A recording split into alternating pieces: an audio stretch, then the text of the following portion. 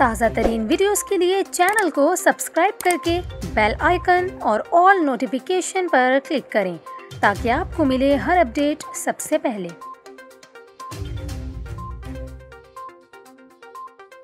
और यहाँ पर आपको खबर दें, मुल्क में गैस का बहरान शिद्दत इख्तियार कर गया, जिसके बायस कराची से पेशावर तक गैस गायब है। आपको बताएं, सर्दियों में इजाफे के साथ ही गैस की कमी के मसले ने आवाम को नई परेशानी में मुब्तला कर दिया है।